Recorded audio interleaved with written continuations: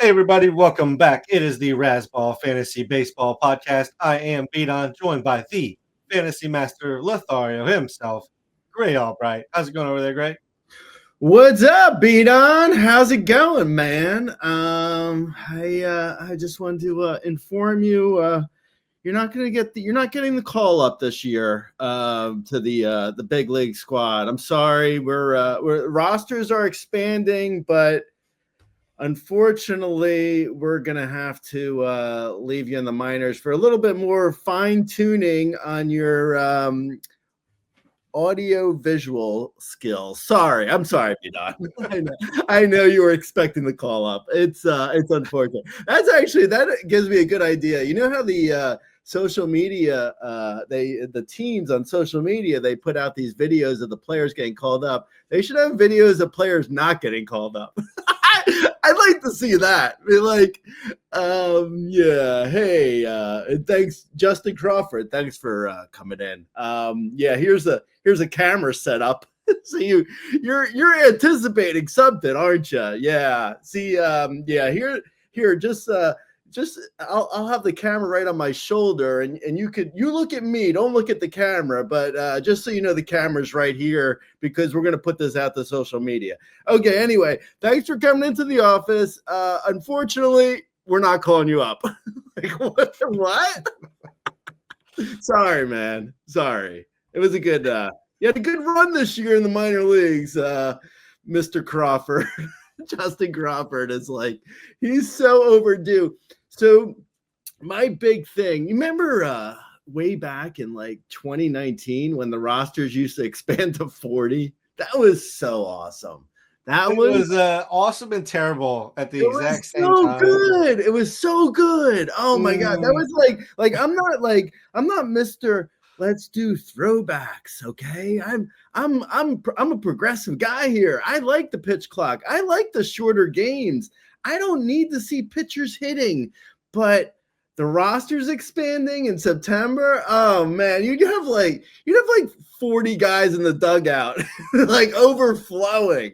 There are a few of the guys would have to sit in like the first row behind the dugout because there'd be no room. It was so awesome. Unfortunately, that no longer happens.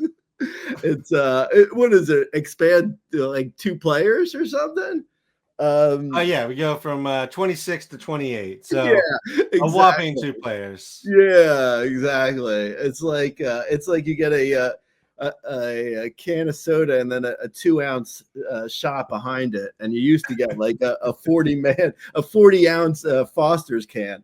The thing with the call-ups too that I really kind of don't understand, like I get that you want arms to like, use, but these for the teams that are going to the playoffs, you would think they'd want to call up their best players in order to possibly have them at their disposal in the playoffs, but instead you get like Ryan Yarbrough. Who else? You get the most random Garrett Stubbs for the Phillies. Like what is that gonna do? What's that doing you? Like, why wouldn't you call up Justin Crawford just for nothing else to have like as a pinch runner? Because like he could steal a couple bags in the playoffs if you need it. Like if you have like, I don't know, Kepler's on second and you need a pinch runner. I mean, it's just like I don't understand some team decisions sometimes, man. I really don't. Like it just doesn't make sense why you wouldn't call up the best of the best that you have at your disposal, because like why wouldn't you? Like those guys, you have them. It's not like you're expiring service time or something. Like they're going to be up next year. I don't know. I don't get it really, but anyway, that's sort of my thoughts on that.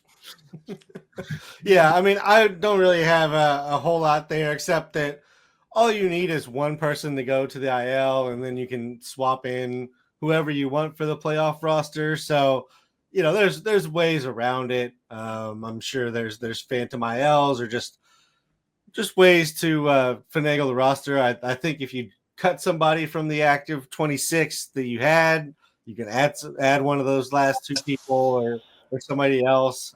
So always a way around it. Yeah, that's fair. That's also though, like, what do you really need Garrett Stubbs? Do you really need Ryan? Do you need Ryan Yarbrough? I mean, I completely understand. Just I feel like they're very specific players, so maybe they're just needing a little bit of defense and speed, and then Ryan Yarbrough's a swingman. He can do a little bit of everything. So it's just, I guess I'm just trying to make a case here, Gray. I don't know that I actually believe my case, but also on the arms side, a lot of pitchers, especially young ones, are starting to hit their innings limits. So it becomes a thing of like, well, if we call them up, are we calling them up just to sit around and watch people pitch versus, Ryan Yarbrough? Who cares if you toss him for however many innings you need if you just need somebody to throw innings. Yeah, no, I get it, but it's like, you want to have the fun of having Spencer Jones get called up, or do you want Ryan Yarbrough, who's like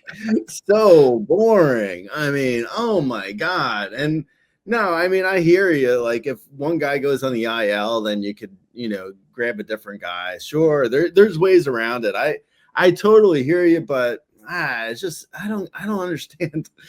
I don't know, man. I feel like, I'm with you. I understand. I just like, it's like, oh, the Dodgers signed Andrew Heaney, like, so to save Enrique Hernandez's arm for like blowouts. Like, what are we doing here?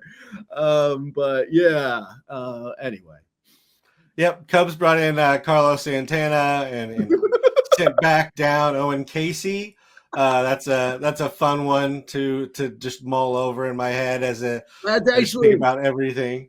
That's actually brings up another one, which is just incredible. The Angels brought up Scott Kingery and sent down Christian Moore.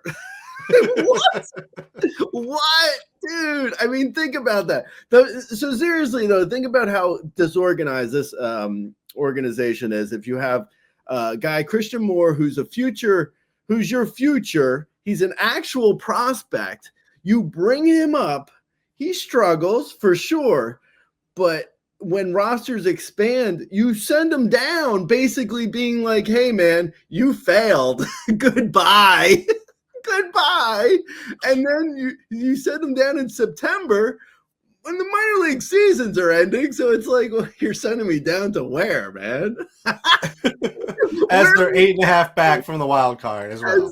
As they're out of every race. It's like, why are you sending me down? Oh man.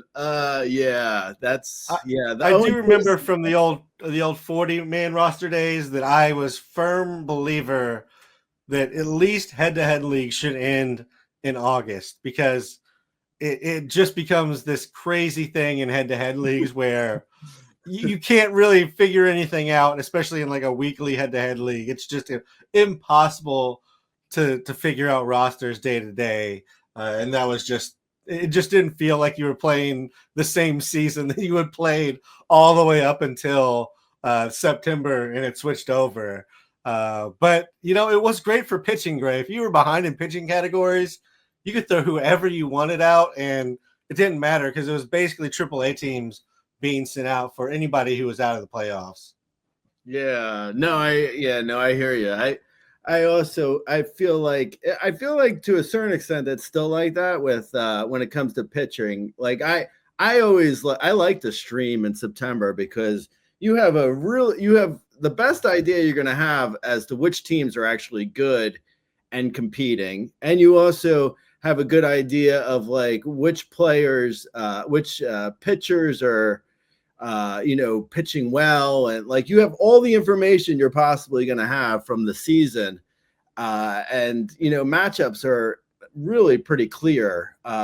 With that said, I would have started Charlie Morton today on Monday, and he just got rocked. So that is the Charlie Morton special. I mean, it is he'll go 3 straight quality starts and then just bomb you and just leave you wondering what happened in what seems like a positive matchup.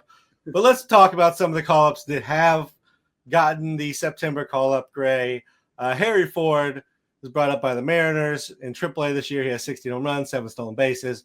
He hit 283, 19.2% strikeout rate, 16.2% walk rate, number 42 on Itch's prospect rankings.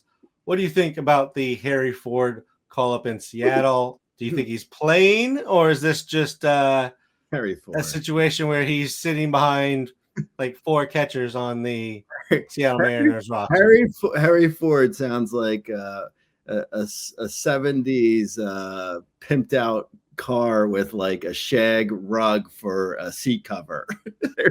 Here's my Harry Ford. The dogmobile from Dumb and Dumber. Yeah. Welcome to my Harry Ford, ladies. I mean, he looks great, right? So power, speed, as you mentioned, he also even hit for a decent average in the minor leagues this year, which I don't know if that's necessarily going to be his thing, but he did hit for good power and stole some bags. And I mean, the fact that he had 35 steals in Double-A, I mean, that's insane. Last year, that's insane for a catcher. I mean, we haven't seen something like that since when? Jason Kendall, Tony Pena, Benito Santiago. It's been a while since we've seen someone with this kind of speed, I think, as a catcher. The big issue is obviously, where's he play? Like, is maybe next year they go with a combo of Cal Raleigh at DH and Harry Ford, Harry Ford's a tough name to say with a straight face. maybe they go with a combo of like Cal Raleigh, Harry Ford's a DH catcher combo where 3 days one guy's at DH, 3 days one guy's at catcher, and they swap. Maybe they do that next year, but for this year, I think all their spots are spoken for. Like if they go into the season with a DH spot open for one of them, then fine. But right now, like Jorge Polanco has been DHing for them. He's been solid.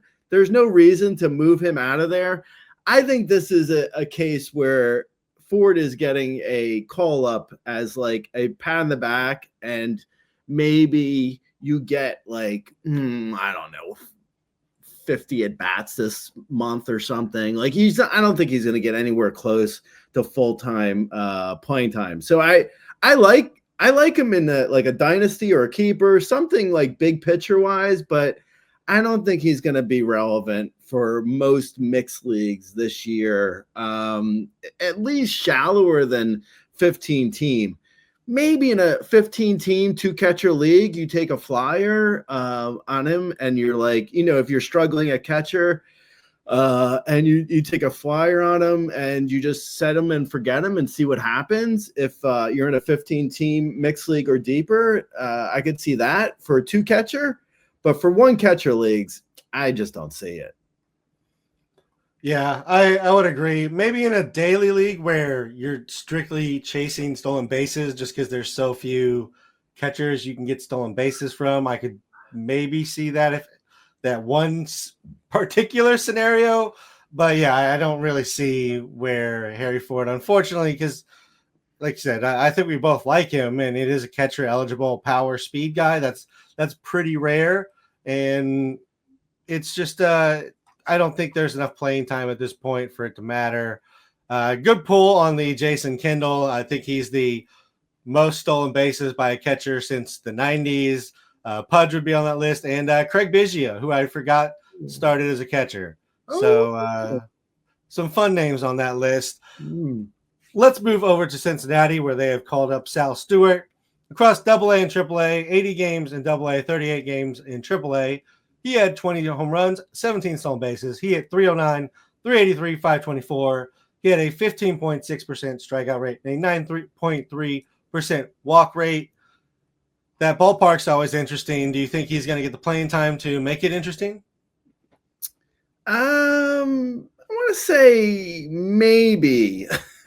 Possibly. I bid on him in NL only, my Tout Wars league. I bid on him and I won him for $72 out of 1,000. Obviously, we don't have 1,000 anymore. But anyway, I did win him, and because I lost Alec Burleson. Anyway, I was pretty excited about getting him because I do think there might be some playing time there.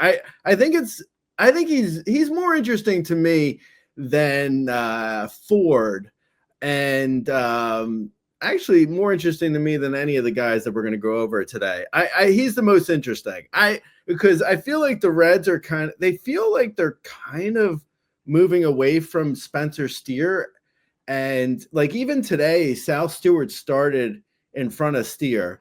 And he came out, I believe Stewart came out later in the game. He was replaced, but I think the playing time might be there in the at least it's worth giving a shot because like you already mentioned, Steer for a second, like he's really struggled. I mean, he's been like so boring. Nothing's really popping for him this year.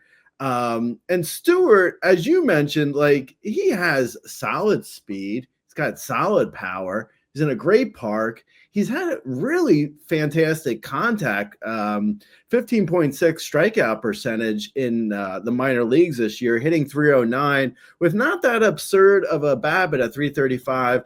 He's probably closer to like a 255, 260 hitter, but still the power and speed are there. I kind of like Sal Stewart. I think there might actually be at-bats there for him. They also have like not only Steer, but they have Hayes, who's very injury prone. Matt McLean, he's struggled so much. Cabrian Hayes, who has been good for the Reds, but again, it's Cabrian Hayes. I don't know. I mean, he's playing good defense, so Hayes probably stays there. Gavin Lux is not like someone they have to play. He's at DH. So they have a lot of spots where Stewart can end up getting some at-bats. I'm interested. I'm kind of like, I feel like probably 15-team mixed league or deeper still for right now. But I'm kind of watching to see if maybe he gets on like 12-team mixed league radars because I think there could be some serious talent here. Yeah, I think you're right that this is probably the most interesting guy that we'll talk about in regards to shallow league pickups. Like you said, power, speed, and there's opportunity here for him to play. It seems like there's kind of a curse of mid or corner infielders there in Cincinnati. They just can't really lock anybody down. We get little glimpses of people, and then they're just terrible, Gray. So maybe eventually we can get the right mixture of people into this lineup to not be completely boring. As you mentioned, Spencer Steer, and he could be on our section later where we're going to talk about some of the bad second half. Spencer Steer is definitely on that list, even though his first half was pretty boring. The second half has been bad. Yeah, the curse of Heimer Candelaria. Joey Votto, his ghost still wants to be at first base. They just wouldn't let him be there anymore. Let's go over to New York, where the Mets called up Jonah Tong. AA, AAA, mostly AA, 113 and 2/3 innings, 1.43 ERA, 0.92 WHIP. He has a 40.5% strikeout rate and a 10.6% walk rate, 95-mile-an-hour fastball, curve, change. I mean, the numbers are ridiculous, Gray. Is this somebody that you would look at grabbing for, an occasional start here or there? It's kind of funny if anyone has seen him, how identical he looks to Tim Lincecum, right? You've seen the comparisons. Yes. I'm sure. I'm sure most people have. What's kind of interesting though with that is like the guy with possibly the worst mechanics who is going to lead to injury. Let me replicate that. Let me look for the guy who has the worst possible mechanics of all possible pitchers. I hope Jonah knows what he's doing because I don't know if those mechanics are really meant for the long haul, but for now, hey, he looks great. I mean, he looked as good as any starter that's been called up, I believe, this year. Maybe, Bubba's looked great in middle relief. I mean, there's been a few, but yeah, Tong's looked incredible. I watched his whole start. I was impressed. I think there's something to the fact that like the Mets have already been like, they said they went to a 6-man rotation, right? So they're in a 6-man now, and they seem to keep saying like what they're gonna like each week. It feels like there's updates on that, which leads me to believe at some point they're gonna drop Tong or Nolan McLean out of the rotation. It's not or one of the other or both or something at some point. I believe Jonah Tong, at least, who we're talking about right now, he's got to get shut down at some point. There's just so many innings he can possibly throw. Like he might have another 5-inning start in him, maybe 2 more 5-inning starts, but I can't believe they're going to throw him for much more than maybe 15 innings at the most. Maybe 3 more starts of 5 innings each, maybe, but it's going to be real limited on like what you're going to get out of them. You might get a few Ks.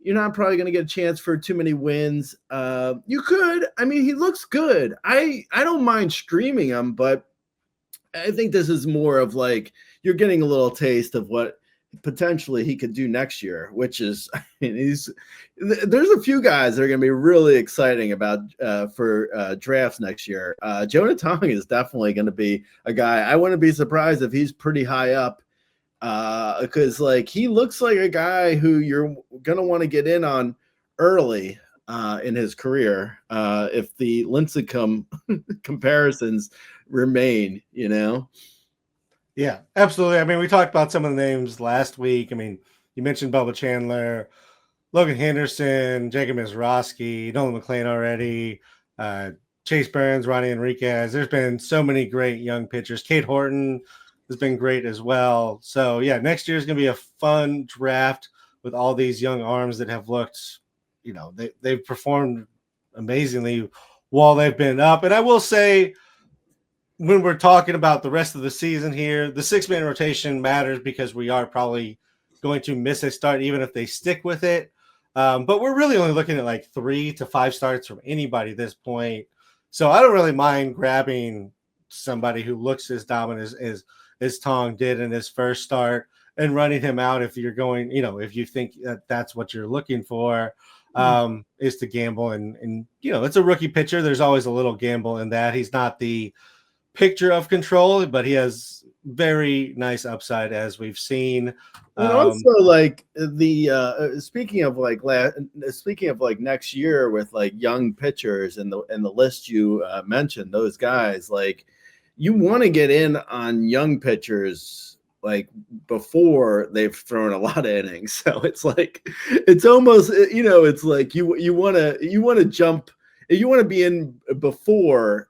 You'd prefer, it's better to be in before than after, because it's like once it's after, you're overpaying for like, you're going to overpay for like Cole Reagans, for instance. It was better to be in 2024 than it was to be in 2025, like it's like you want to be in for the first year a guy's throwing 150 plus innings instead of being in the second year he's got to do it. Yeah, absolutely. And I think that even extends to the hitters that we've seen, in this newer era. Like, I feel like you want to get them very early in their career, especially for our game where we're looking at power and speed. You get the most steals early in their career. You want the Bobby Witt, 30-49 or 30-30, 332 seasons. Like, you got to get those while these guys are young because you never know what happens, especially speedsters. You never can predict what happens there, and power hitters, once they lose a little bit of bat speed, can be real bad too. So kind of swings both ways, although power hitters do tend to age a little bit more gracefully and can even develop, obviously, because it's hit tool that they need and an understanding. But yes, absolutely, I like Jonah Tong. Next year is going to be fun. Let's talk about Carter Jansen, who was called up by the Royals. Double A and Triple A this year. He had 20 home runs, 10 stolen bases. He hit 290, 377, 501, just under a 25% strikeout rate, just over a 12% walk rate. What do you think about Carter Jansen, Gray? Yeah, I mean, I sort of have the very similar feelings to him as I did with Harry Ford. I think they, Sal Perez plays every day. He can move to DH, even though they brought up. They also, I think he was actually activated from the IL. Caglione. So Jack Caglione got activated, so he's kind of in the DH. Potential DH role as well. But Sal Perez really catches every day or close to it. So again, it's like, how much can Carter Jensen really play? I mean, his numbers look great. I think Ford's numbers look better to me than Jensen. And even though Seattle's not a great park for hitting, but Kaufman, I think, is even worse. Kaufman's really terrible. So I don't like, he's not going to be Jensen. That is not going to be helped by the park. He's not helped with playing time because of Perez. So I mean, again, I feel like this is kind of like they call them up as a pat on the back and be like, hey, good job. Like, hopefully you're primed and ready to go for spring training next year, where you have a real opportunity to win a job. But right now, I don't see the at bats there for him. Yeah, I would agree. I don't know that he's necessarily getting a whole lot of at bats. I mean, if he starts just absolutely on fire, maybe they just fit him in. But again, when they call up a catcher too, that means they're carrying at least 3 catchers usually, because they obviously have 2 on an active roster, or most active rosters. So it's really hard to get a useful fantasy catcher in that scenario. Maybe Luke Bailey doesn't need to play at all, and Carter Jansen can play regularly, but we'll wait and see on that.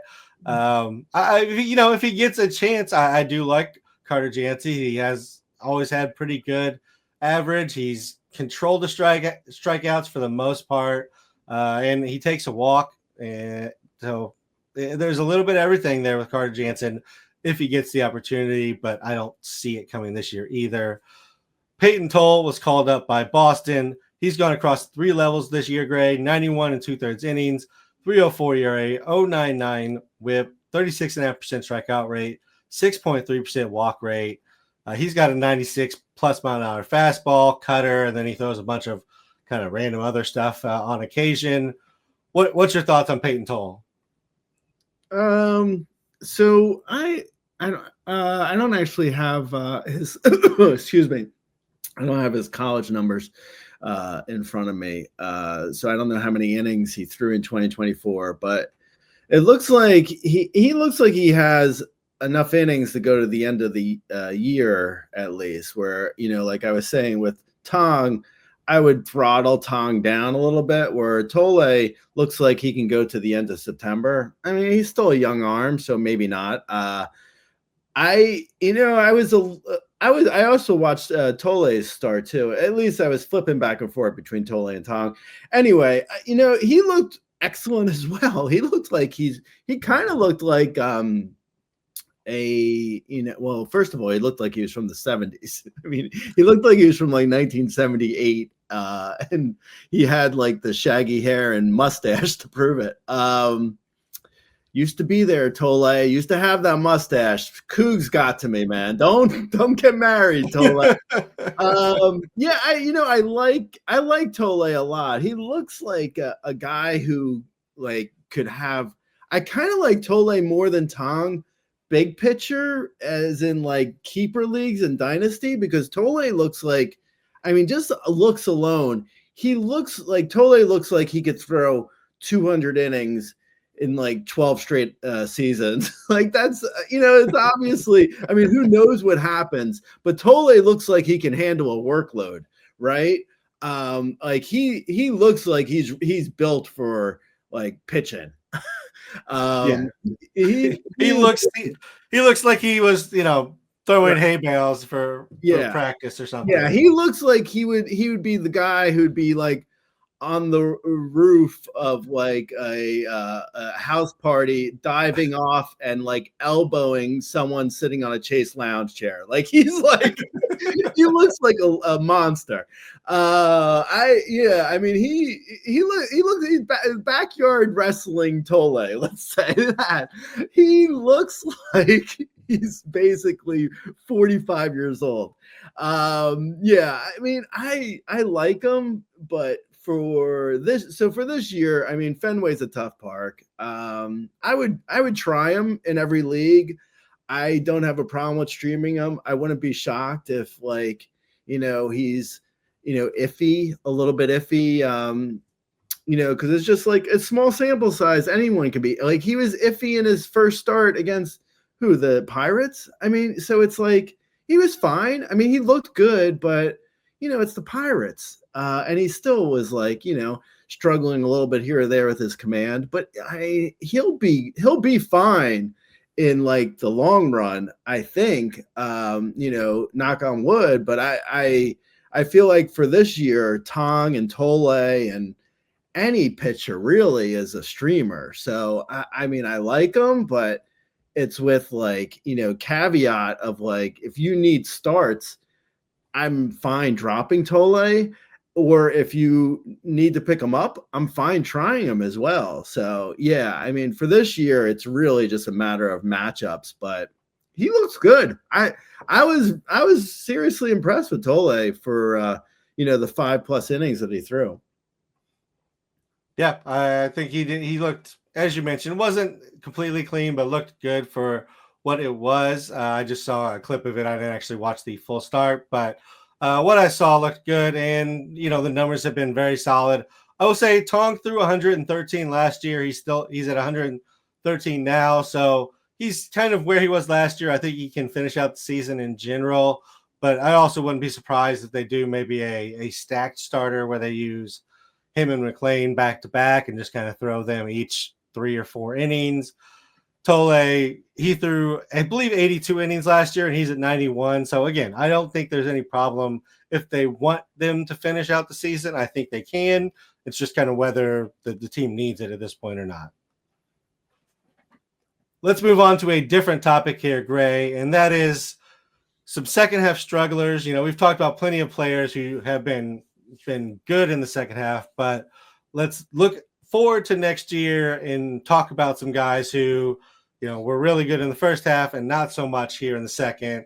Let's start with my Cubs and Kyle Tucker, who I can only say is on my Cubs for right now. That may change as soon as the season ends. But the first half, he hit 280, 14 home runs, 22 stolen bases.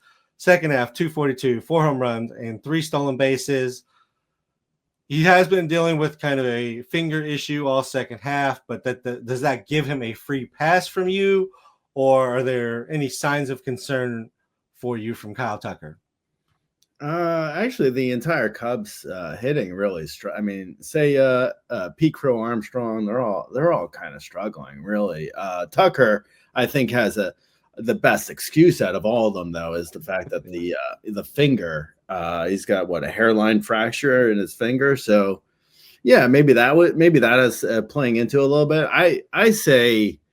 I'm looking forward to, I don't know where he's going to land. So there's that. Like if he lands in, I don't know, say Seattle, I won't be as excited if he lands in like, Yankee Stadium. Like, my excitement level might be contingent on where he lands a little bit. Like, there's only really 5 teams that can afford him.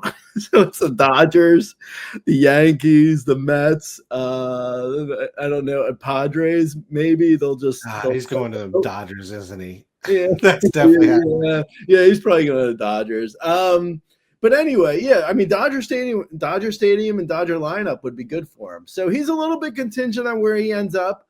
A little bit, not much, but I think he's actually, there could be a buying opportunity for him next year. I like Kyle Tucker still. I think, he's had the weird shin thing last year and then the weird finger thing this year, which, might grade him a little bit in people's eyes as being like injury prone, but they were really fluky injuries. So I'm not really concerned about the injuries with him. I think there could be a buying opportunity potentially if he continues to struggle the rest of this year, because I don't see any reason why he can't come out of it and have a solid year like he was having in the first half of this year. So yeah, I like Kyle Tucker still a lot. I wouldn't be buying right now for September because, the finger. So I'm not excited about him for this final month, but I do like him in the big picture still. Yep, I agree. And, he's shown this year he can still do everything. And there's nothing really wrong with that. Just depends where he ends up a little bit. But yes, I agree. Let's move on to James Wood. First half, 278, 24 runs, 12 stolen bases, 27.5% strikeout rate, 14% walk rate. Then in the second half, he's hit 213, 2 home runs with 3 stolen bases, 39% strikeout rate, 10% walk rate. James Wood was somebody we were both excited about when we did our second half ranking show, Gray. But what are your thoughts on James Wood's second half? Man, brutal, man. Like him and James Wood and Elly De La Cruz just like completely tanked my Tout Wars team. NL only. You can't lose James Wood and Elly De La Cruz. So I'm struggling in that league, unfortunately now. James Wood is a big part of my struggles too. So I don't take that lightly. I'm seriously mad. It's brutal, man. I don't know. Maybe it's an adjustment period that he's going through. I mean, you mentioned the numbers. The strikeout rate's incredibly high. I would say it's just a situation where it's like a slump begets like a deeper slump, and then before you know it, you're swinging at everything, and it's just like everything is falling apart, and you just need to reset. Maybe the offseason is the reset that he needs. I think, unless he really comes out of it in September, I think he's going to be lower than I expected in drafts next year, which, I think that'll be a good thing. I'm still interested. But, if he continues this sort of, downward spiral in September, I wouldn't be shocked if he barely is in the top 25, because it looked like he was going to be a top 5 player. But I believe like it is as deep as this slump is. If it continues this deep, it could potentially lead to him being a little bit undervalued next year. I'm still interested. He's still too young. He's too talented. I'm not out like by any stretch of the imagination. I also have no confidence in him coming out of this slump, though. I mean, I think today he just went 0 for 4 again. He goes 0 for 4, every day. It's just brutal. He's been brutal for the last month plus. But I still have hope for him in deeper leagues for next year. Yeah, I do too. I don't think this is necessarily an in circumstance for him. But it's not a great thing to see, Gray. The strikeout rate was already kind of high for what we wanted at 27.5 in the first half. And then for it to balloon just short of 40 here in the second half is not a great look. So he's got to get that under control. And anytime a strikeout jumps like that, along with the production drop, it feels like, pitchers may have figured something out, especially when we're talking about a player as young as James Wood. So that's also an adjustment for him back. He has to figure out how he covers that. Right. Yeah, no, completely. And also that leads you on, you're teetering the next year on you're then become on the precipice of disaster. And by that, I mean, you could draft him next year in the top 25 and he could struggle in April. And then that's could be we got to send him down. He can't figure it out. And then it's disaster time. Yeah, then it's then you're ruined in another season, and that's not good. Letting somebody ruin you in back-to-back seasons is pretty tough. It's a tough pill to swallow, Gray. But again, he's young, he's super talented. He has a professional team around him. They should be able to figure out how to cover it. I think it's primarily just been the low and inside and low and away. So having problems with the low part of the plate right now. Just he'll figure it out, I think. But let's move on to another Cub here.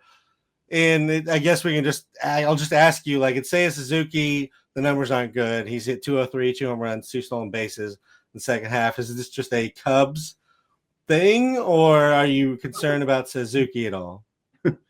No, I think this is kind of just like, and I want to say this is like the ebbs and flows of a normal season with Seiya Suzuki, because he was extraordinarily good in the first half, and now he's been extraordinarily bad. But when you put them together, he's had a pretty much a Seiya Suzuki season, except for the fact that his average is a little bit low, but his BABIP is a little bit low. He's making hard enough contact. I feel like he's where he was a little bit lucky in the first half. He's now a little bit unlucky.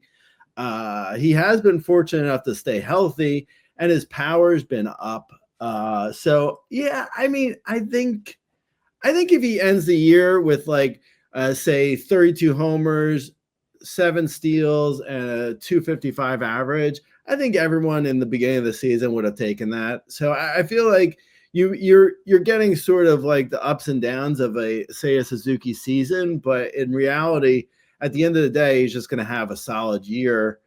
And when you put it all together, so I don't mind Seiya Suzuki right now, but I also feel like he's not undroppable for me in shallower leagues. Like, if you have better options than Seiya Suzuki, I'm fine moving on from him this year, because he has struggled so much.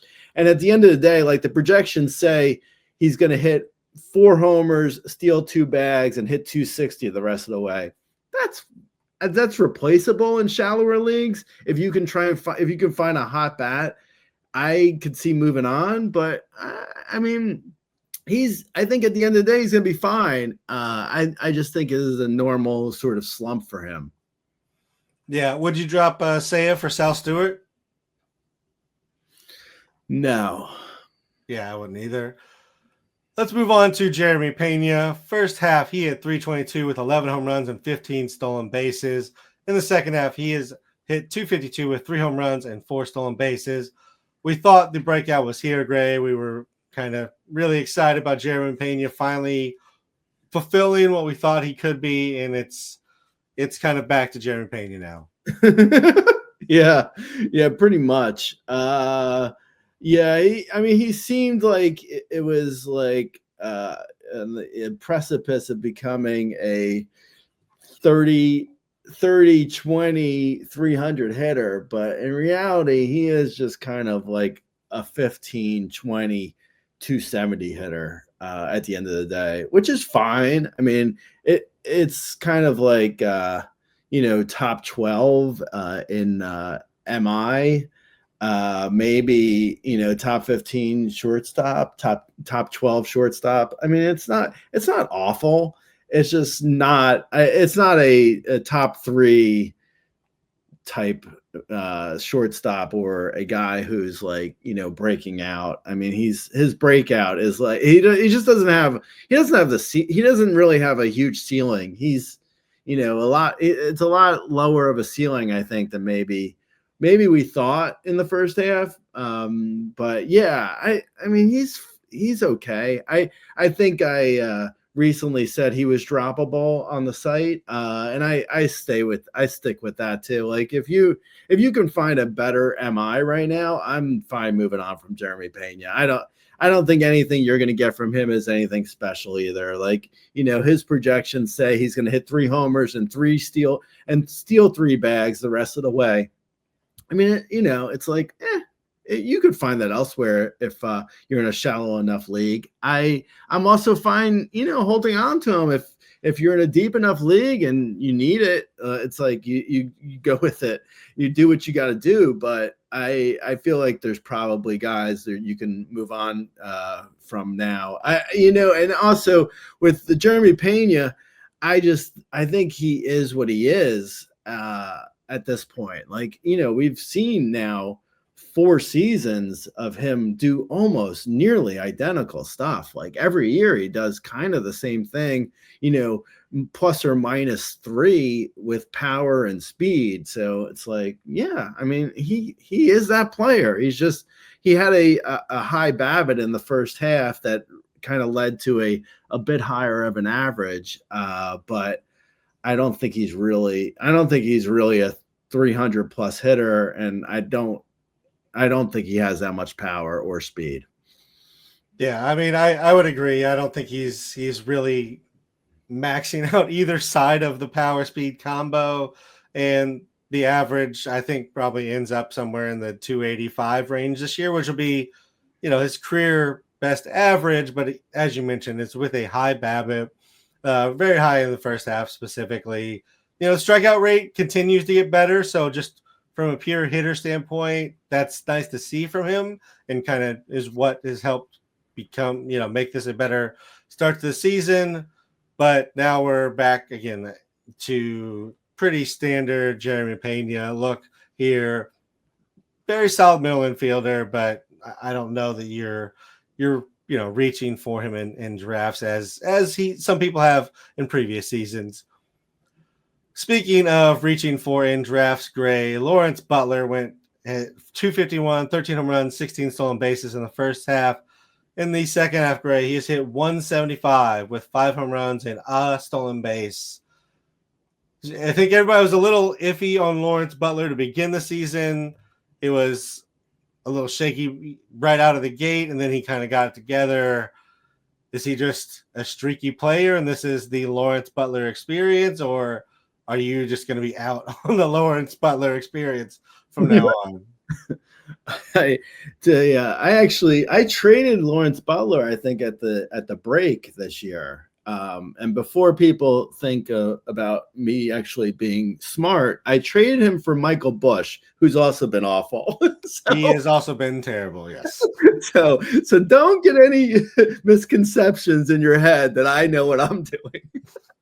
I kind of like Lawrence Butler as a bounce back for next year. I think there could be something here because like he upped his walks. The K's got a little bit high, but he has a lot of speed. I don't think and Bing Bong in Sacktown. I mean the stadium in Sacktown is so beautiful. I can't stop raving about how wonderful that park is for power. So if he gets into a few for next year and shows off more of his speed and gets a little bit lucky on BABIP, yeah, I mean, I don't know. I kind of like the Lawrence Butler experience for next year. I'm interested, I feel like there could be more there. And he's young enough. What is he, 24 right now? Actually, he just turned 25. But still, 25. He's in the prime of his career. I like Lawrence Butler still. But, yeah, this Lawrence Butler experience for, like, in September is no good. This is not good. I would look to move on in shallower leagues if I had Lawrence Butler. Like, at this point, he's getting platooned. He's not playing every day. He's hitting at the bottom of the lineup. Like, he needs a reset. He needs to come back next year, do well in spring training, sit at the top of the lineup in April, and hit the ground running. And he can do that. I believe that. But for right now, I don't want any part of Lawrence Butler. No, I don't want it right now. As you mentioned, the strikeout rate is up here in the second half. But the good news is, at least looking towards next year, like hard hit is within 1%. Barrel rate is actually up, which is, a little finicky here with such small samples. Average exit velocity is like 1.3 off. So really he's been very similar in the way his batted ball has looked. But the 221 BABIP versus 326 BABIP, that's hurting into that 175 average. So yes, I think Lawrence Butler could potentially be okay next year, but it's really hard to watch what he's doing right now, Gray. Speaking of somebody who has been really tough to watch pretty much since April ended, Gray, and that is Oneil Cruz.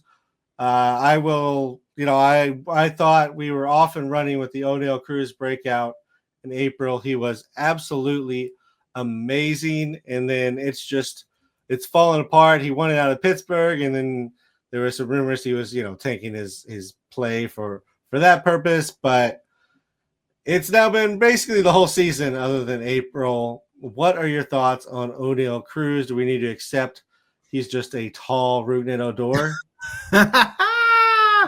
A tall Rougned Odor. Nice. God, that's awful. That's a terrible comp, man.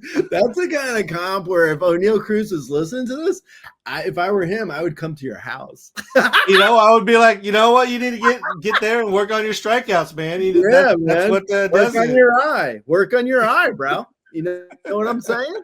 Like, start hitting stuff. Hit my face first. Oneil Cruz is a guy who I just love, right? I mean, he's just I think we both like him. I mean, I'm such a huge fan, but he's been miserable to roster. He's really not good when it comes to like for fantasy. It's just like it's been brutal, man. I mean, it's just outside of April, right? I mean, it's just I don't know. I wonder what this is gonna like next year, because if you take April away, I mean, man, his stats really they just really bottom out. Like if you take April away, like so you can't just take off away, but if you were to, and he's sitting at 11 homers and 24 steals since May 1st, like what? That's awful, man. I mean, for a guy who's going, in the top 30 or whatever overall in drafts. I might sit out the Oneil Cruz. It depends on where he goes in drafts next year. He's gonna be a hard one to get totally invested in, because this really, I mean, as you said, I mean, really from May through, at this point, May through August, it's just been so miserable. Like, how do you get in on that in the top? I don't know. Where's he going? Top 60 maybe next year? He's got to fall a few rounds from, he's not. I was thinking he might fall further than that, just because there's already a group of people who absolutely despise him, and this isn't helping. Yeah. Okay. So say top 75, top 80. I don't know. Even if it's a top 100, it's still like it's a struggle, because it's not like the strikeouts are just something that just appeared. I mean, he's had this problem for his entire career. Like this is not a new thing for him. And now it's got to the point where, he's hitting 204. He had, injuries in previous years. Outside of April, he's been really terrible. So it's not like you're not going to get to March of next year and be like, well, he was good in April, so that's good. Like that's not going to be appealing in drafts. So I don't know, man. I might be out on the Oneil Cruz experience next year. It could potentially be. I'm not sold. He's like this year. If we're going like, it looks like he's platooning out versus lefties. So he's not even facing lefties anymore. He's hitting at the bottom of a Pirates lineup, a lineup that isn't good. And he's hitting at like 7th in a Pirates lineup. Like what? That's a mess, man. That's not good. I could see dropping Oneil Cruz if you're in a shallow enough league this year. I wouldn't say all leagues. I'd probably hold them in 12-team or deeper. But if you're in a 10-team mixed league, like, I don't know, what are you holding him for? The occasional homer? I don't know if he's got a big month in him, but I don't know. He could, I guess. It's bad though. He's so fun, but man, is his stats terrible. Yeah, it's been terrible owning him, and really, if without the speed, he would be impossible to own. But the stolen bases they keep him just valuable enough if you're just looking around at what else is out there, especially in deeper leagues. Let's talk about another top player, and this guy was not top 3 rounds. he was a top 3 player, Gray, and that is Elly De La Cruz. He had 284, 18 home runs, 25 stolen bases in the first half. In the second half, he is at 246. He has a home run and 7 stolen bases. Awful. I don't know. I don't know what's going on here, Gray, but his April was better than his entire second half has been as well. Yeah, man, it hasn't been great. I'll be honest, it's not good. Him and James Wood have really just killed my entire second half. I was cruising in Tout Wars, man. I was cruising, and Elly De La Cruz as he's cruise missiled me. I think I'm a little bit easier. I'm giving Elly a little bit more of a pass than Oneil Cruz because I do think the speed is so incredible with Elly De La Cruz, and the power. While the power in the second half has been miserable, the park's really good. He continues to, like you mentioned, like he hit 246 in the second half.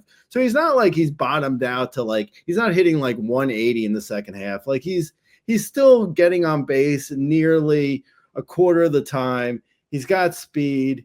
He can. I feel like he could still turn it on. So I'm holding out hope for a decent September from Elly De La Cruz. But again, like I've been watching the box scores for him and James Wood all August, and it's just like 1 0 for 4 after another 0 for 4. Lots of 0 for 4s, man. Not great. So I still have faith in Elly, more so than I do in Oneil. I think Elly at least, the strikeouts aren't insane, like what we were saying with Oneil Cruz and or even James Wood. I mean, James Wood's strikeouts are absolutely insane. But Elly's, while Elly's strikeouts did go up in the second half, they're still under 30%. I mean, for whatever that's worth. But he's hitting 246. I mean, it's like, it's not great, obviously, but I still have faith.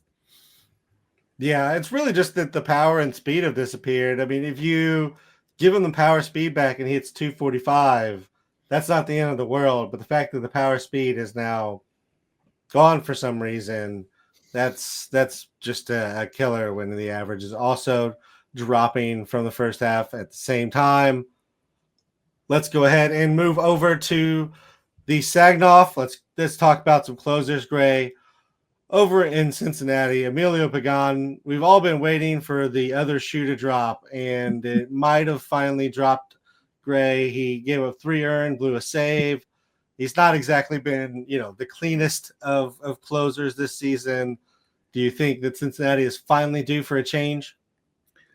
Well, they should have probably swapped him out for Santillan back in like August, beginning of August. I mean, or at least middle of August. It's been a couple weeks now where Pagan has just not looked right. I would, if I were speculating and I really needed saves, I would go for Tony Santillan. I think he's probably the guy who's going to get the next save with Cincinnati. If not the next one, and then they try and work Pagan back in, or Santillan's just going to get the rest of the saves. Like or Pagan's just going to get removed, and they're going to do a committee, but Santillan's going to be the head of that committee. The Pagan just has not looked right. He hasn't been. He couldn't even get through an inning today, like Monday. As we record this on Monday, like he looked awful. He gave up a home run to Bo Bichette. I mean, come on, our nemesis, really? Come on, man. And then he gave up another homer, and then they had to pull him from the game because he just couldn't make it. He couldn't get anyone out. I mean, it's like ridiculous. So yeah, I would say Pagan's in trouble. Santillan would be the guy who I'd be rostering right now.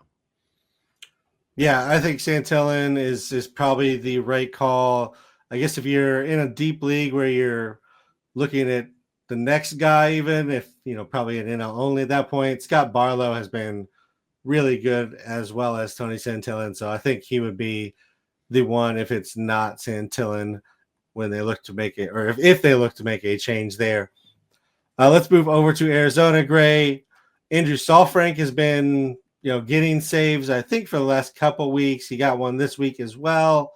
Do you think we have a closer in Arizona and the mess is finally over for now, or is this just a one save and he happened to be the guy? Yeah, I mean, I would say I'd probably put him at like 60-40. Probably Saalfrank is the closer, and 60% of the time he's the closer, and 40% he's not. I don't know who would really be the other guy. It would probably be a committee behind him, so it's like Saalfrank and the Pussycats. No, I don't. It's Saalfrank and whoever else is there. I would say more than likely, I wouldn't go deeper than Saalfrank for speculation, unless it's like NL only, and then maybe I guess Woodford or Backus possibly. But yeah, I would go. Saalfrank though is rosterable, I think, at this point. Yeah, I agree. Let's move over to Dodgerland, Gray, where we've been trying to speculate for pretty much all season who the closer is. Tanner Scott, the guy now, he got a save this week, but also did not look particularly good in his second outing where he gave up 3 earned runs. Is it Tanner Scott? Is it still just a parade of arms? What are your thoughts? Yeah, after Tanner Scott gave up the 3 runs, I think it was on Sunday, that was the point where I dropped Tanner Scott from my team. I was done. I'm done at that point. It's like I can't handle any more of these blow-ups. I didn't need this, but in that league specifically, I didn't need the saves that much. So this is it'll be a fantasy team by team basis type situation where if you really need the saves, you can go with Tanner Scott and try to get saves out of him, but I didn't need the saves. I think Blake Trinan's been perfectly named guy because Roberts has been trying him all year to get him saves. That ain't working really. Bonda's, I mean, they have some decent arms behind all these guys, but no one's really stepping up. So I'm guessing it's Tanner Scott, but I don't even want the headache of trying to get the saves anymore from Tanner Scott because he's been kind of miserable. And I think it was Sunday. That was like the last straw for me. I was like, I'm done. Yeah, no, I would completely agree with you, and I don't think I would necessarily want to hold on to Tanner Scott. It looks like there's something wrong with him, and as we mentioned, it's kind of a bad situation for closers anyways. They just throw whoever happens to be, whoever they want that day. Could be Kasperius, could be Jack Dreyer, could be Banda. Any of them could get an opportunity, and honestly, the three non-Tanner Scott options have been better than Tanner Scott, so at some point, they've got to look somewhere else. One would think they're looking to win something more than just a regular season title there in Dodgerland. Let's move over to the dreaded St. Louis Cardinals, Gray. Jojo Romero has been kind of the closer there.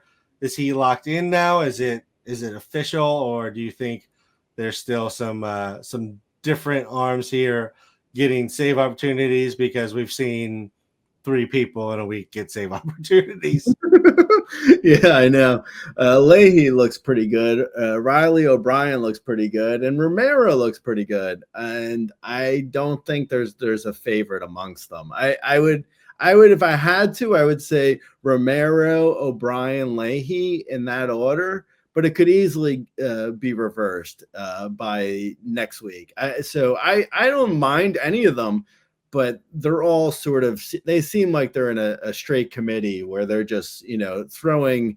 It depends on what the day is, on who gets thrown out there in the 7th, who gets thrown out in the 8th, and who gets thrown out in the 9th. So, yeah, I don't mind them, but I wouldn't be able to tell you who's going to get the next save there either. Yeah, and for what it's worth, Riley O'Brien will be shut down for a few days after having a little bit of an arm issue. Yeah. So at least for the next few days, it'll be little slightly clear, but still not clear at all, Gray. Let's move over to the waiver wire. Give the people some bats. Oh, okay. Okay, so it looks like Matt Wallner is near the top on the 7-day player rater right now for guys who aren't rostered in 100% of their leagues. Then you have Josh Jung, Jorge Polanco, Kyle Higashioka. What? Kyle Higashioka is somehow hot, I guess. I don't remember when that happened. Anyway, moving on. Jock Peterson's been hot. Ian Happ's been hot. Gavin Sheets has been hot. Jackson Merrill just came back. That might hurt his playing time. Drake Baldwin's been hot. Blaze Alexander's been hot. Andrew Montecero has been hot for the Brewers, but Churio just came back, so that might hurt his playing time a little bit. Luis Torrance has been hot. Mike Yastrzemski has been hot. Andres Jimenez, Otto Lopez, Helio Ramos, Josh Lowe, Jake Cronenworth, and I'm not saying his name. Okay. Nolan Jones has been hot. I really don't even want to say his name now because I mean, I can't trust that. You've just cursed everybody now, Greg. Thanks for that. All right. Some streaming pitchers. It's not a great matchups week, if I'm honest. Justin Verlander at St. Louis, Ian Seymour versus Cleveland, Michael McGreevy versus San Francisco, Martin Perez at Detroit, Ryan Berger versus the Angels. Andrew Alvarez, he's actually pitching right now, or he finished up today, a really good start versus Miami, and then he gets the Cubs later in the week. Max Scherzer, if he's healthy, I think he's going at New York, which is not great. So I'm actually going to pull that recommendation right now before that happens to be terrible. I'll say that's it right now. The rest of these matchups are not favorable, Gray. I'm not going to recommend people go get bombed here in September. It's a great streaming time, but you have to know when to hold them and when to fold them. This might be a fold them week and save up or throw some multi-inning relievers out there. And Edwin Uceda, you can always throw him out. He's been phenomenal and is just available in every league because nobody wants him. Absolutely. If you have any specific questions, you can always find us on Twitter. I'm at RazBeaton. Gray is the owner of the at Razzball account. You can find us on youtube.com/Razzball Fantasy, the comment section on Razzball.com. May you win all your head-to-head matchups. May your lineups be perfect. And I will talk to you next week, Gray. Lates.